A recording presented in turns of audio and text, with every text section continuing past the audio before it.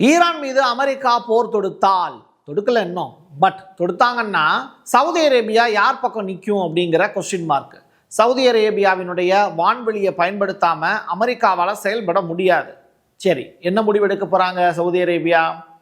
இன்னொரு பக்கம் ரஷ்யா ஆயுத சப்ளை ஈரானுக்கு செஞ்சிருக்கு அப்படிங்கிற தகவல், சரக்கு விமானங்கள் ஈரானை நோக்கி வந்துகிட்டு இருக்கு அப்படிங்கிற தகவல், அதுக்குள்ள என்னென்ன மாதிரியான ஆயுதங்கள்லாம் இருக்கு, அது ஈரானை பாதுகாக்கக்கூடிய அளவுக்கு ஏர் டிஃபென்ஸ் சிஸ்டத்தோடு வந்து இறங்கியிருக்கா, இந்த கேள்விகளுக்கான பதில். மூன்றாவது, ஜெலன்ஸ்கி ஈரானை பற்றி பேசியிருக்காரு. இது மட்டுமல்ல, ஸ்டார்லிங்க் தொடர்பான ஒரு முக்கியமான தகவலை ஈரான் வெளியிட்டிருக்காங்க. இது எல்லாத்தையும் தாண்டி ஒபாமால இருந்து இன்னைக்கு வரைக்கும் அமெரிக்காவுக்கும் ஈரானுக்கும் இடையில இருக்கக்கூடிய பிரச்சனை என்ன, ஐஆர்ஐபி அப்படிங்கிற அந்த செய்தி சேனல் ஈரானில் இருக்குல்ல, அதன் மீது ஒரு பெரிய அட்டாக் ஒன்று நடத்தியிருக்காங்க. எதனால இந்த தாக்குதல் நடத்தப்பட்டதுன்னு ஏகப்பட்ட இன்ஃபர்மேஷன் இந்த வீடியோக்குள்ளே இருக்க போகுது. வாங்க பார்க்கலாம் உறவுகளே. இது பிரசாத் சிக்னேச்சர். சென்னையோட மற்றொரு அடையாளம் M1 மொபைல் ஷோரூம். உலகத்தரம் வாய்ந்த மொபைல்களை உள்ளூர் சந்தையில் கம்மியான ரேட்டுக்கு, அதுவும் ஆஃபரோட கொடுக்குறாங்க. வாரண்டியோட கேரண்டியும் கன்ஃபார்ம். எல்லா டைப் ஆஃப் மொபைலும் இங்கே வாங்கலாம். ஆன்லைன்லேயும் இருக்குது, ஆஃப்லைன்லேயும் வாங்கிக்கலாம். தொடர்புக்கு 7305258665 இந்த நம்பருக்கு காண்டாக்ட் பண்ணுங்க. உங்களுடைய தொழில் சம்பந்தமான விளம்பரங்களை நமது சேனலில் ஒளிபரப்ப உங்களுக்கான அருமையான வாய்ப்பு. ஸ்டார்லிங்க் அவங்களுடைய நெட் சேவையை ஈரான் மக்களுக்காக கொடுக்குறாங்க. ஆனால் ஈரான் அரசு என்ன பண்ணுறாங்க, அந்த ஸ்டார்லிங்க் அப்படிங்கிற சேவையை தடை பண்ணணும் அப்படின்னு அவங்க பறிமுதல் பண்ணியிருக்காங்க. அந்த நெட்டுக்கான ரவுட்டர் இருக்குல்ல, அதை பூராமே வந்து எடுத்து வச்சுட்டாங்க. ஸோ அந்த காட்சிகளை தான் நீங்கள் பார்த்துக்கிட்டு இருக்கீங்க. ஸோ எலான் மஸ்கினுடைய உதவிங்கிறது ஈரானுக்கு இங்கே தேவை கிடையாது. ஈரானில் போராட்டத்தை தூண்டிவிடக்கூடிய வேலையை தான் எலான் மஸ்க் செஞ்சுக்கிட்டு இருக்காரு.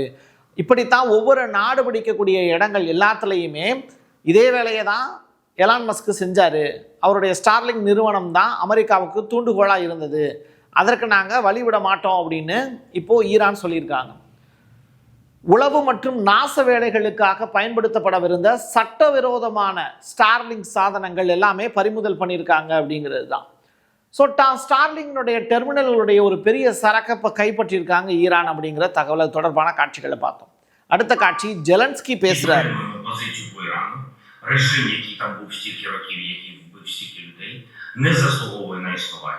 Зміни потрібні, так само потрібні зміни тут, у Європі, кровопролиття, яке розпочала Росія, і яке тільки Росія затягне, повинно закінчитися.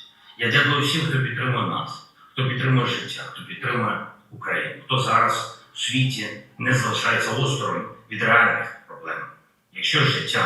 ஓகே, ஈரானை பாதுகாக்கணும் அப்படின்னு சொல்லியிருக்கார். பட் யார்கிட்ட இருந்து? ஈரான் அரசு வீழ்த்தப்பட வேண்டியது கட்டாயம் அப்படிங்கிற ஸ்டேட்மெண்ட்டை ஜெலன்ஸ்கி சொல்லியிருக்கார். உக்ரைனுடைய அதிபர் சொந்த நாட்டு மக்களை கொள்ளக்கூடிய அரசு என்றென்றும் வீழும் அப்படின்னு சொல்லியிருக்காரு. அப்படி பார்த்தா உக்ரைன்லையும் தான் போர் மூலியமாக ஏகப்பட்ட மக்கள் இறந்து போயிட்டு இருக்காங்க. அப்போது அந்த அரசும் வீழும் அப்படின்னு எடுத்துக்கலாமா? ரஷ்யாவிலும் ஆட்சி மாற்றம் தேவை அப்படின்னு ஜெலன்ஸ்கி இப்போ ஒரு ஸ்டேட்மெண்ட்டை கொடுத்துருக்காரு. அதை அமெரிக்கா நிச்சயம் செய்யும் அப்படின்னு எதிர்பார்ப்பதாகவும் கருத்து தெரிவிச்சிருக்காரு. சவுதி அரேபியா அமெரிக்காவுக்கு எச்சரிக்கை கொடுத்துருக்காங்க. ஈரானுக்கு சப்போர்ட்டாக தான் நாங்கள் நிற்க போகிறோம் அப்படிங்கிறதுல இப்போ சவுதி அரேபியா தெளிவாக இருக்காங்க.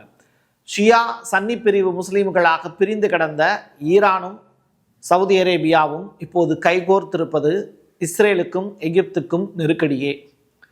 ஈரானை தாக்குவதற்கு எங்கள் வான்வெளியை பயன்படுத்த அனுமதிக்க மாட்டோம் அப்படிங்கிறது சவுதியினுடைய ஸ்டேட்மெண்ட். இவங்க மட்டும் கிடையாது, கத்தார், ஓமன், வளைகுடா நாடுகளும் ட்ரம்ப்புக்கு எதிர்ப்பு தெரிவிச்சிருக்காங்க.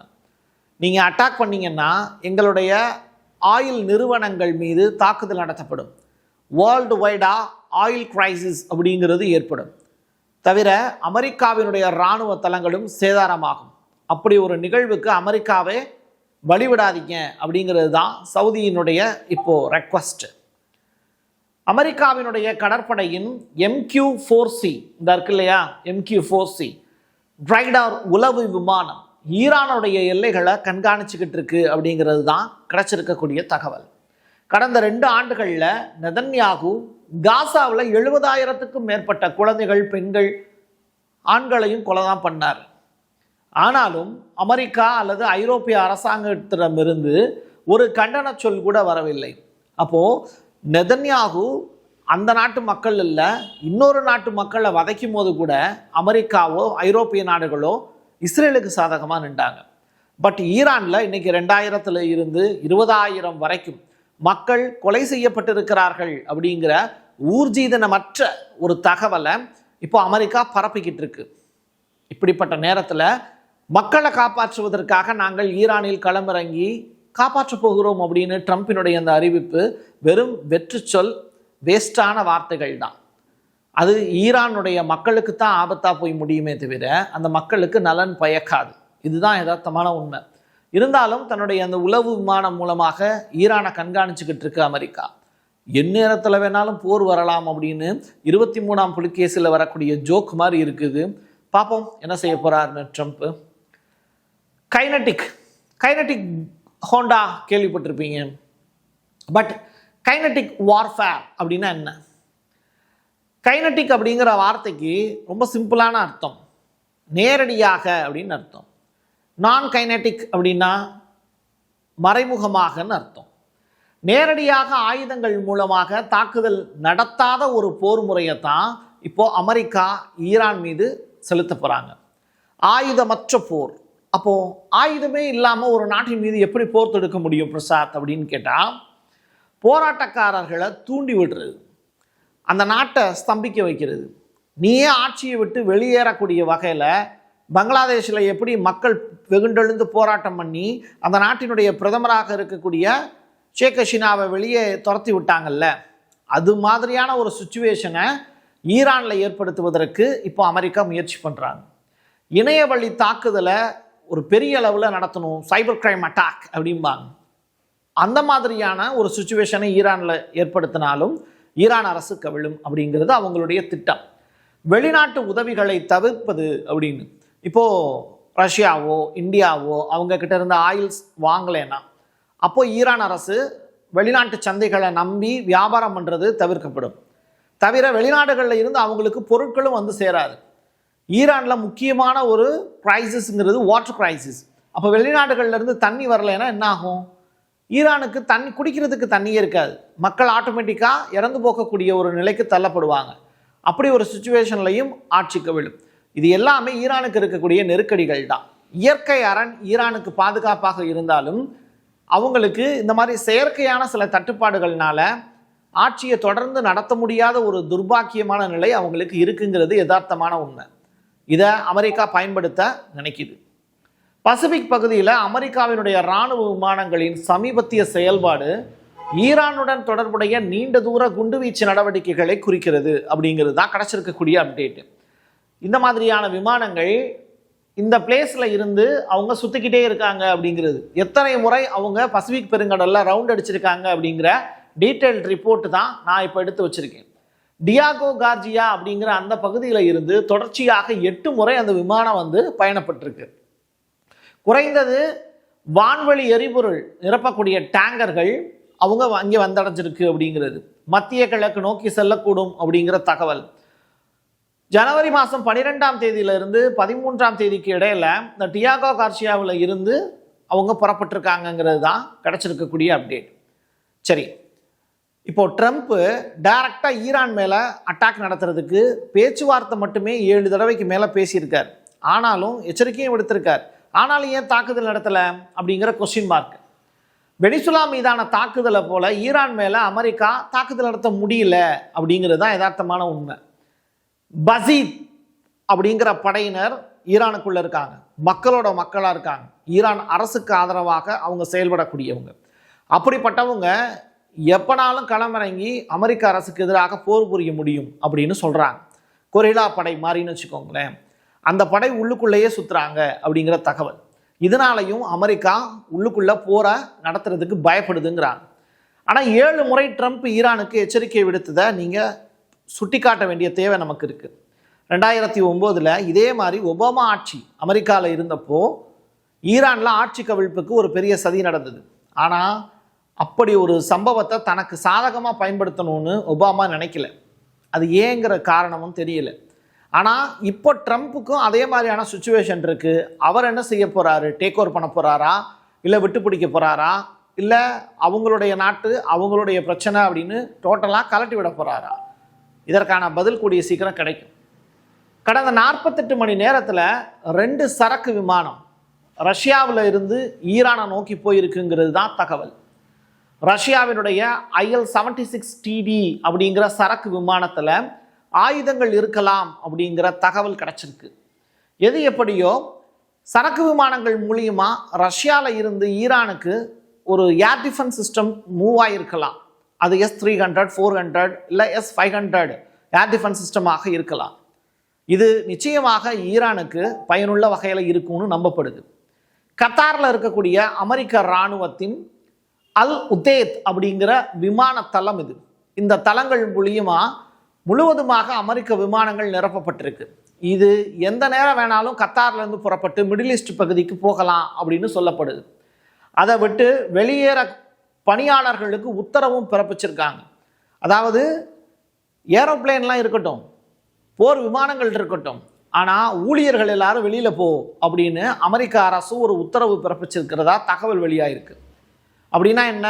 போர் புரியக்கூடிய ஐடியா இப்போதைக்கு யூஎஸ்க்கு இல்லைங்கிறது தெளிவாகுது.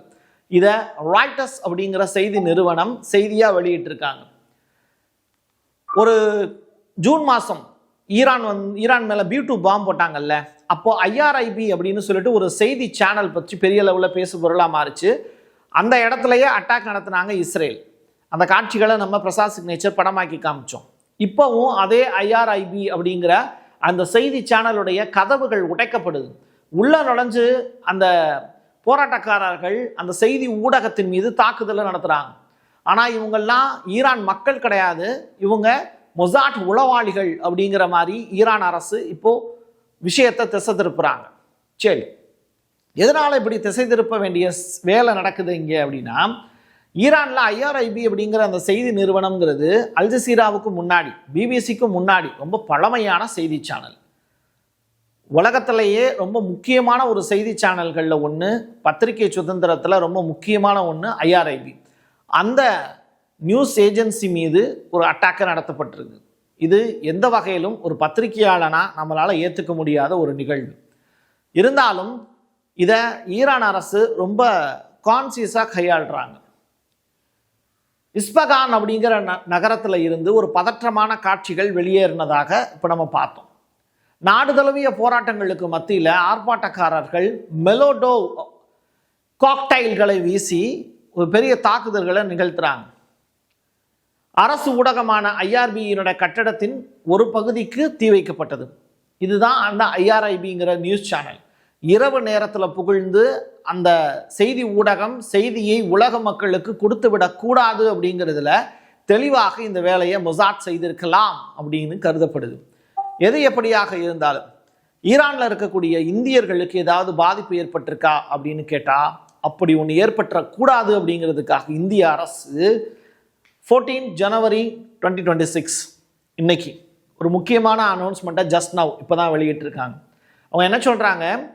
எமர்ஜென்சி கான்டாக்ட் ஈரானில் நீங்கள் இருக்கீங்கன்னா அங்கேருந்து தயவுசெய்து இந்தியாவுக்கு திரும்பி வந்துடுங்க அப்படிங்கிறது முதல் அழைப்பு. அப்படின்னா ஈரானில் ஏதோ பெருசாக நடக்க போகுதுங்கிறத இந்தியா மோப்பம் முடிச்சிருக்கு.